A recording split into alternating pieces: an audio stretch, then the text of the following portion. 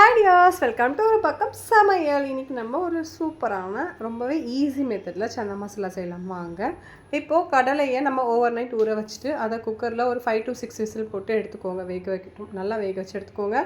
இப்போ அதோடு நம்ம ஸ்பைசஸ் கொஞ்சம் அன்னாச்சிப்பூ, பட்டை, கிராம்பு, உப்பு, மஞ்சள் தூள் சேர்த்து நல்லா இதை வேக வச்சுக்கோங்க. 5 to 6 விசில் போதும். இப்போது வெங்காயம், தக்காளி, பச்சை மிளகாய், கொஞ்சமாக மிளகு, கொஞ்சமாக சீரகம், ஒரு 1/2 ஸ்பூன் போதும் போட்டுட்டு மிக்சியில் நம்ம நல்லா அரைச்சி எடுத்துக்கலாம். இப்போ நமக்கு கடலை நல்லா வெந்து வந்திருக்கு.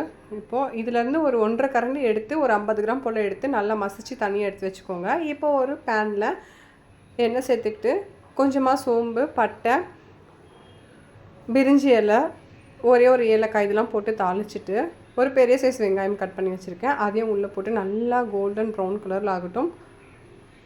ஒரு கொத்து கறிவேப்பிலையும் சேர்த்துக்கோங்க. நல்லா வதக்கிக்கலாம். நல்லா கலந்து விட்டு இது மாதிரி நம்ம நல்லா வதக்கிக்கோங்க, அடுப்பிடிக்காமல். இப்போது அரைச்சி வச்சுருக்கிற பேஸ்ட்டையும் சேர்த்து உள்ளே வச்சு நல்லா பச்சை வாசனை போகிற அளவுக்கு நல்லா வதக்கிக்கலாம். கலந்து விட்டுட்டு இதோட ஒரு 2 to 3 ஸ்பூன் இஞ்சி பூண்டு பேஸ்ட்டு போட்டு அதையும் நல்லா சேர்த்து ஆட் பண்ணிவிட்டு பச்சை ஸ்மெல் போகிற வரைக்கும் நல்லா கலந்து விட்டுடலாம். இப்போ இதோட கொஞ்சமாக மஞ்சள் தூள், மிளகாத்தூள், கரம் மசாலா, சன்னா மசாலா பவுடர் ஆப்ஷனல் தான், நீங்கள் வேணும்னா சேர்த்துக்கலாம். நான் ஆட் பண்ணல, நான் வீட்டில் இருக்கிற கரம் மசாலாவே சேர்த்து போட்டு தேவையான அளவுக்கு உப்பு போட்டு நல்லா கலந்து விட்டுடலாம். அந்த மசாலா, வெங்காயம், தக்காளி இது எல்லாமே நமக்கு நல்லா அந்த ஆயிலில் நல்லா குக் பண்ணி வரும்போது தான் அந்த ராஸ்மெல் நமக்கு போகும். இப்போ இதோட வேக வச்சுருக்கிற கடலையை சேர்த்து நல்லா மிக்ஸ் பண்ணிடலாம். தேவையான அளவுக்கு கொஞ்சமாக தண்ணி சேர்த்துக்கோங்க. அப்படி இல்லைன்னா நமக்கு அந்த கடையிலலாம் இருக்க தண்ணியே போதும்.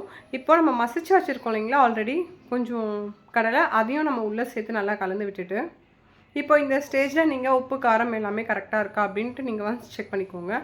இப்போது தேவையான அளவுக்கு தண்ணி சேர்த்துட்டு பாருங்கள், உங்களுக்கு எந்த அளவுக்கு வேணுமோ அந்த அளவுக்கு நீங்கள் தண்ணி ஆட் பண்ணிவிட்டு மூடி போட்டு ஒரு 10 மினிட்ஸ் மீடியம் ஃப்ளேமில் விட்டு நல்லா கொதிக்க விடுங்க.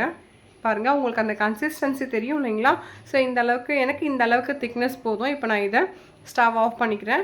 கொஞ்சமாக மல்லி இலை தூவி இறக்கிட்டோம் அப்படின்னா நம்மளோட சூப்பரான வீட்லேயே பண்ணக்கூடிய ஈஸியான சன்னா மசாலா ரெடி. சப்பாத்தி, இட்லி, தோசைக்கு பக்காவான காம்பினேஷன்.